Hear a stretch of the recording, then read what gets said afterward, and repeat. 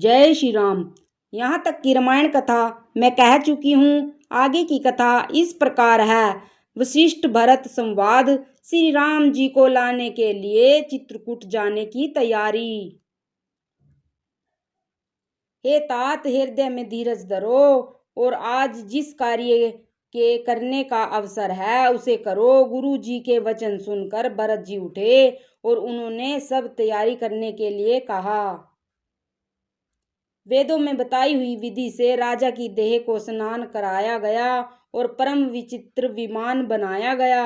भरत जी ने सब माताओं को चरण पकड़कर रखा, अर्थात प्रार्थना करके उनको सती होने से रोक लिया। वे रानियां भी श्री राम के दर्शन की अभिलाषा से रह गई। चंदन और अगर के तथा और भी अनेकों प्रकार के अपार सुगंध द्रव्यों के बहुत से बोझ आए। सरयू जी के तट पर सुंदर चिता रचकर बनाई गई, जो ऐसी मालूम होती थी मानो स्वर्ग की सुंदर सीढ़ी हो। इस प्रकार सब दाह क्रिया की गई और सब ने विधि पूर्वक स्नान करके तिलांजलि दी। फिर वेद स्मृति और पुराण सब का मत निश्चय करके उसके अनुसार भरत जी ने पिता का 10 गात्र विधान किया। मुनि श्रेष्ठ वशिष्ठ जी ने जहाँ जैसी आज्ञा दी, वहाँ भरत जी ने सब वैसा ही हजारों प्रकार से किया। शुद्ध हो जाने पर सब दान दिए। गायें तथा घोड़े, हाथी और अनेक प्रकार की सवारियां,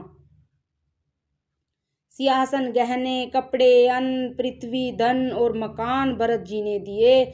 भूदेव ब्राह्मण दान पाकर परिपूर्ण काम हो गए, अर्थात उनकी सारी मनोकामनाएं अच्छी तरह से पूरी हो गई। पिताजी के लिए भरत जी ने जैसी करनी की वह लाखों मुखों से भी वर्णन नहीं किया जा सकती। तब शुभ दिन शोध कर श्रेष्ठ मुनि वशिष्ठ जी आए और उन्होंने मंत्रियों तथा सब महाजनों को बुलवाया। सब लोग राजसभा में जाकर बैठ गए। तभी मुनि ने भरत जी और शत्रुघ्न जी दोनों भाइयों को बुलवा भेजा। भरत जी को वशिष्ठ जी ने अपने पास बैठा लिया और नीति तथा धर्म से भरे हुए वचन कहे। पहले तो कैकेयी ने जैसी कुटिल करनी की थी, श्रेष्ठ मुनि ने वह सारी कथा कही। फिर राजा के धर्म, व्रत और सत्य की सराहना की, जिन्होंने शरीर त्याग कर प्रेम को निभा। श्री रामचंद्र जी के गुणशील और स्वभाव का वर्णन करते करते तो मुनिराज के नेत्रों में जल भर आया और वे शरीर से पुलकित हो गए। फिर लक्ष्मण जी और सीता जी के प्रेम की बड़ाई करते हुए ज्ञानी मुनि शोक और स्नेह में मग्न हो गए। मुनिनाथ ने बिलख कर कहा, हे भरत सुनो, भावी बड़ी बलवान है। हानि लाभ, जीवन मरण और यश अपयश ये सब विधाता के हाथ है। ऐसा विचार कर किसे दोष दिया जाए और व्यर्थ किस पर क्रोध किया जाए। हे तात, मन में विचार करो। राजा दशरथ सोच करने के योग्य नहीं है। सोच उस ब्राह्मण का करना चाहिए जो वेद नहीं जानता और जो अपना धर्म छोड़कर विषय भोग में ही लीन रहता है। उस राजा का सोच करना चाहिए जो नीति नहीं जानता, जिसको प्रजा प्राणों के समान प्यारी नहीं है। उस वेश्या का सोच करना चाहिए जो धनवान होकर भी कंजूस है और जो अतिथि सत्कार तथा शिव जी की भक्ति करने में कुशल नहीं है। उस शूद्र का सोच करना चाहिए जो ब्राह्मणों का अपमान करने वाला, बहुत बोलने वाला, मान बढ़ाई चाहने वाला और ज्ञान का घमंड रखने वाला है। पुनः उस स्त्री का सोच करना चाहिए जो पति को छलने वाली, कुटिल, कलह प्रिय और स्वेच्छाचारिणी है।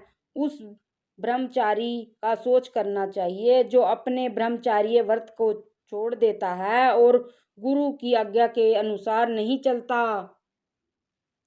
उस गृहस्थ का सोच करना चाहिए जो मोहवश कर्म मार्ग का त्याग कर देता है। उस सन्यासी का सोच करना चाहिए जो दुनिया के प्रपंच में फंसा हुआ और ज्ञान वैराग्य से हीन है। वानप्रस्थ वही सोच करने योग्य है जिसको तपस्या छोड़कर भोग अच्छे लगते हैं। सोच उसका करना चाहिए जो चुगलखोर है, बिना ही कारण क्रोध करने वाला है तथा माता पिता गुरु एवं भाई बंधुओं के साथ विरोध रखने वाला है। सब प्रकार से उसका सोच करना चाहिए जो दूसरों का अनिष्ट करता है, अपने ही शरीर का पोषण करता है और बड़ा भारी निर्दयी है। और वह तो सभी प्रकार से सोच करने योग्य है जो छल छोड़कर हरि का भक्त नहीं होता।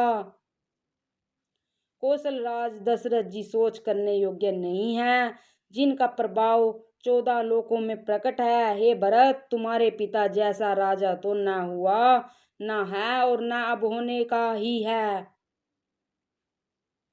हाँ, ब्रह्मा विष्णु शिव इंद्र और दिग्पाल सभी दशरथ के गुणों की कथाएं कहा करते हैं।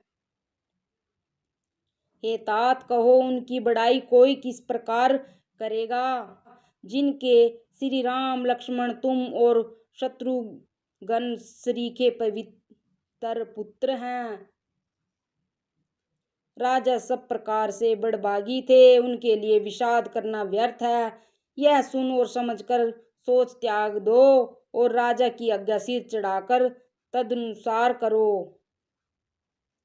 राजा ने राजपद तुमको दिया है, पिता का वचन तुम्हें सत्य करना चाहिए। जिन्होंने वचन के लिए ही श्री रामचंद्र जी को त्याग दिया और राम विरह की अग्नि में अपने शरीर की आहुति दे दी। राजा को वचन प्रिय थे, प्राण प्रिय नहीं थे। इसलिए हे तात, पिता के वचनों को प्रमाण करो, राजा की आज्ञा सिर चढ़ाकर पालन करो, इसमें तुम्हारी सब तरह भलाई है।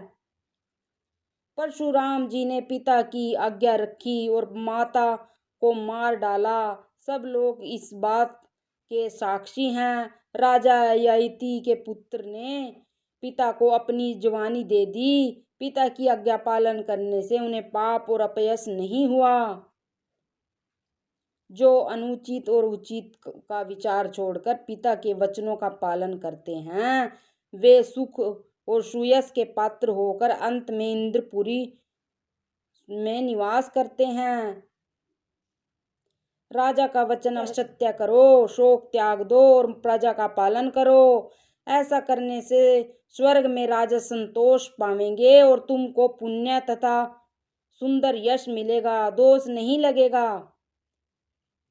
यह वेद में प्रसिद्ध है और सभी शास्त्रों के द्वारा सम्मत है कि पिता जिसको दे वही राज तिलक पाता है। इसलिए तुम राज्य करो, ग्लानि का त्याग कर दो, मेरे वचन को हित समझकर मानो। इस बात को सुनकर श्री रामचंद्र जी और जानकी जी सुख पावेंगे और कोई पंडित इसे अनुचित नहीं कहेगा। कौशल्या जी आदि तुम्हारी सब माताएं भी प्रजा के सुख से सुखी होंगी। जो तुम्हारे और श्री रामचंद्र जी के श्रेष्ठ संबंध को जान लेगा, वह सभी प्रकार से तुमसे भला मानेगा। श्री रामचंद्र जी के लौट आने पर राज्य उन्हें सौंप देना और सुंदर स्नेह से उनकी सेवा करना। मंत्री हाथ जोड़कर कह रहे हैं, गुरु जी की आज्ञा का अवश्य ही पालन कीजिए। श्री रघुनाथ जी के लौट आने पर जैसा उचित हो तब फिर वैसा ही कीजिएगा।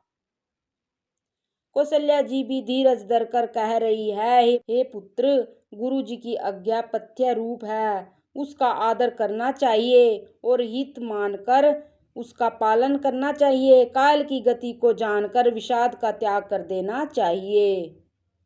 श्री रघुनाथ जी वन में हैं, महाराज स्वर्ग का राज्य करने चले गए और हे तात, तुम इस प्रकार कातर हो रहे हो।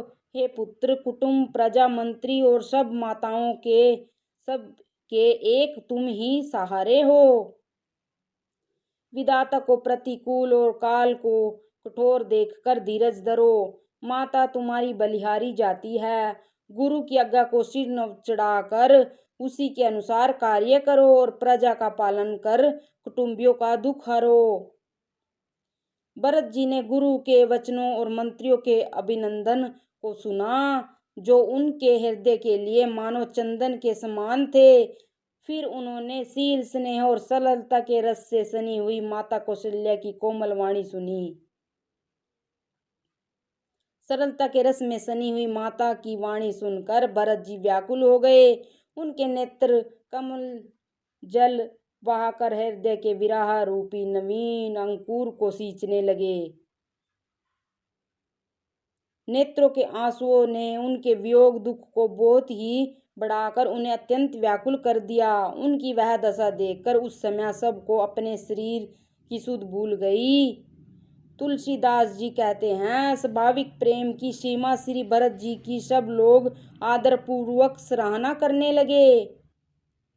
धैर्य की दूरी को धारण करने वाले भरत जी धीरज धरकर कमल के समान हाथों को जोड़कर वचनों को मानो अमृत में डुबोकर सबको उचित उत्तर देने लगे। गुरुजी ने मुझे सुंदर उपदेश दिया। प्रजा, मंत्री आदि सभी को यही सम्मत है। माता ने भी उचित समझकर ही आज्ञा दी है और मैं भी अवश्य उसको सिर चढ़ाकर वैसा ही करना चाहता हूँ, क्योंकि गुरु, पिता, माता, स्वामी और सुहृद की वाणी सुनकर प्रसन्न मन से उसे अच्छी समझकर करना चाहिए। उचित अनुचित का विचार करने से धर्म जाता है और सिर पर पाप का भार चढ़ता है। आप तो मुझे वही सरल शिक्षा दे रहे हैं जिसके आचरण करने में मेरा भला हो। यद्यपि मैं इस बात को भली भांति समझता हूँ, तथापि मेरे हृदय को संतोष नहीं होता। अब आप लोग मेरी विनती सुन लीजिए और मेरी योग्यता के अनुसार मुझे शिक्षा दीजिए। मैं उत्तर दे रहा हूँ, यह अपराध क्षमा कीजिए। साधु पुरुष दुखी मनुष्य के दोष गुणों को नहीं गिनते। पिताजी स्वर्ग में हैं, श्री सीताराम जी वन में हैं और मुझे आप राज्य करने के लिए कह रहे हैं। इसमें आप मेरा कल्याण समझते हैं या अपना कोई बड़ा काम? मेरा कल्याण तो सीतापति श्री राम जी की चाकरी में है, सो उस माता की कुटिलता ने छीन लिया। मैंने अपने मन में अनुमान करके देख लिया है कि दूसरे किसी उपाय से मेरा कल्याण नहीं है। यह शोक का समुदाय राज्य लक्ष्मण श्री रामचंद्र जी और सीता जी के चरणों को देखे बिना किस गिनती में है।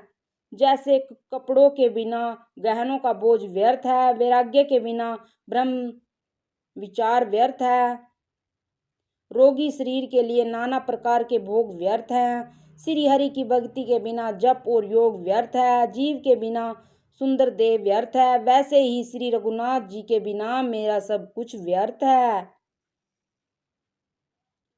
मुझे आज्ञा दीजिए, मैं श्री राम जी के पास जाऊं।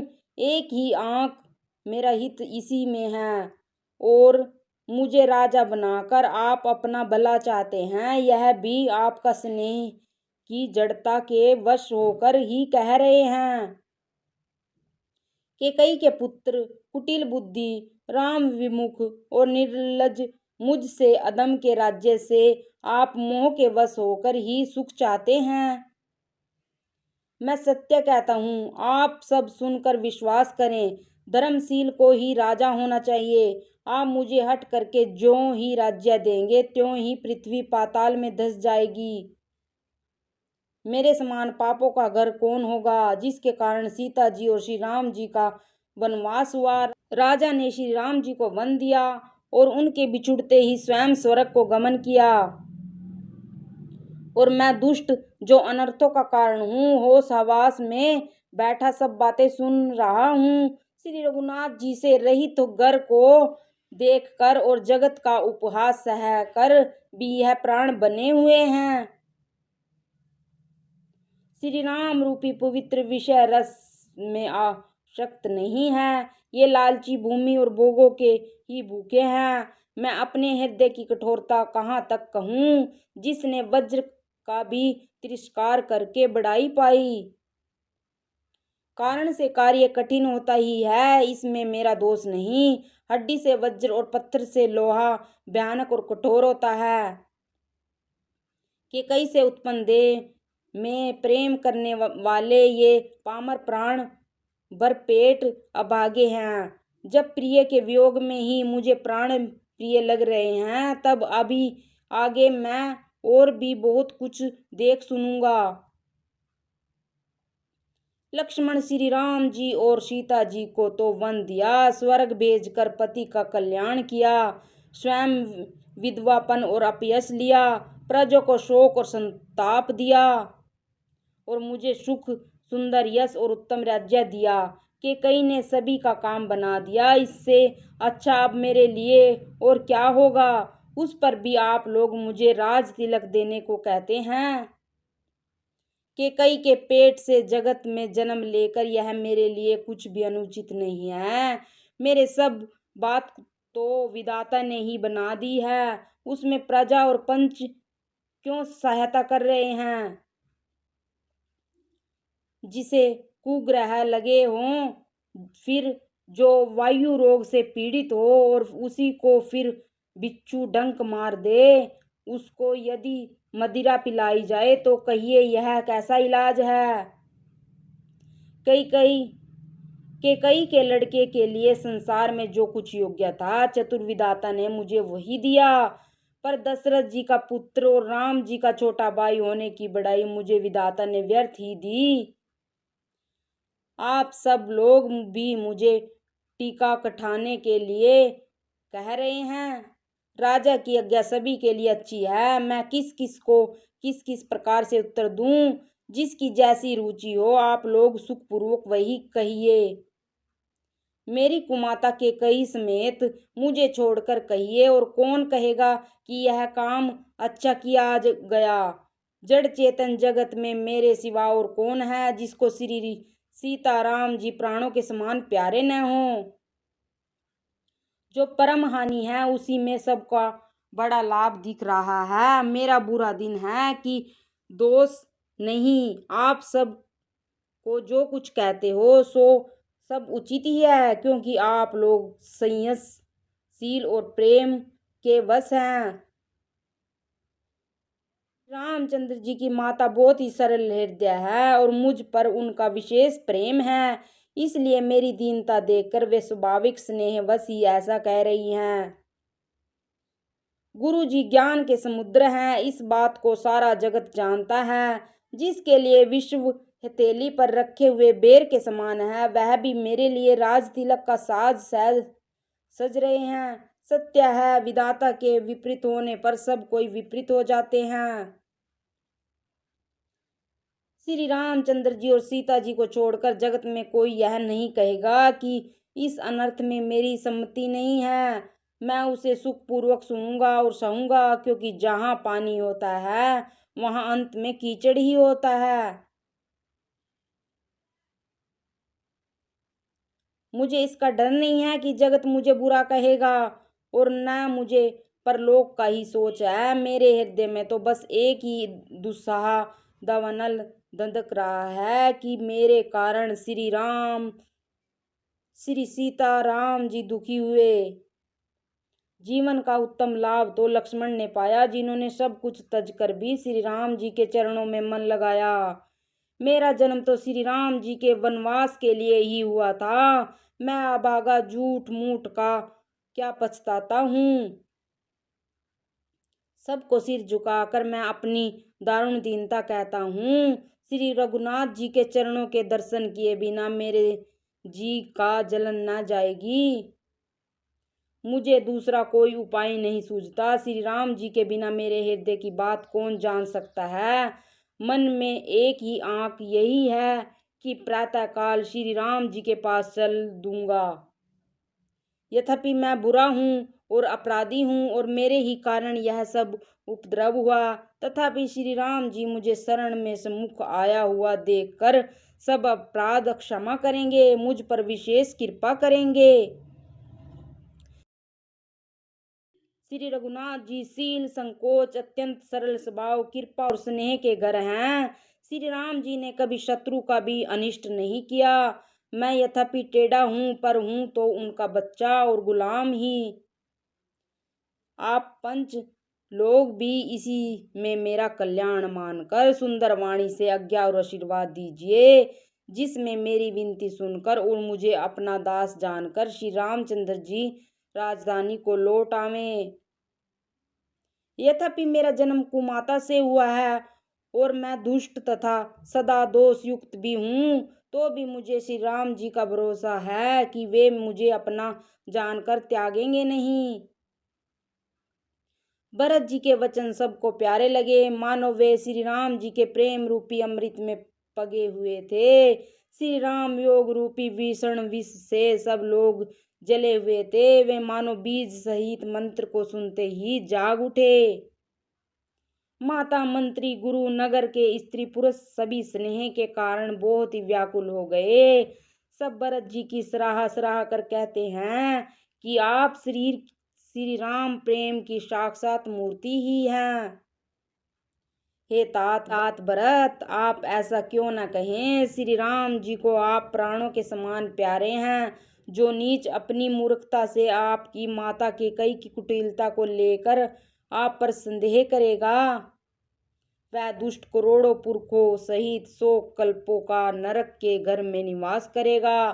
सांप के पाप और अवगुणों की मणि नहीं ग्रहण करती, बल्कि वे विष को हर लेती है और दुख तथा दरिद्रता को भस्म कर देती है।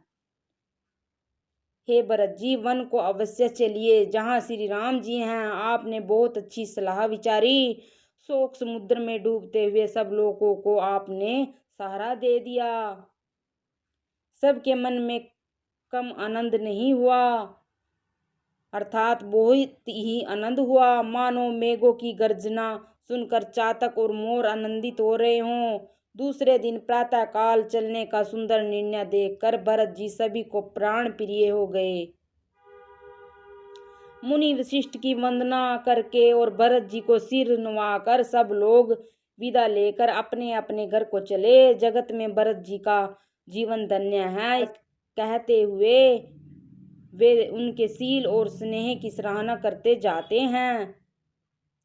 आपस में कहते हैं, बड़ा काम हुआ। सभी चलने की तैयारी करने लगे। जिसको भी घर की रखवाली के लिए रहो ऐसा कहकर रखते हैं, वही समझता है मानो मेरी गर्दन मारी गई। कोई कहते हैं, रहने के लिए किसी को भी मत कहो। जगत में जीवन का लाभ कौन नहीं चाहता। जय श्री राम।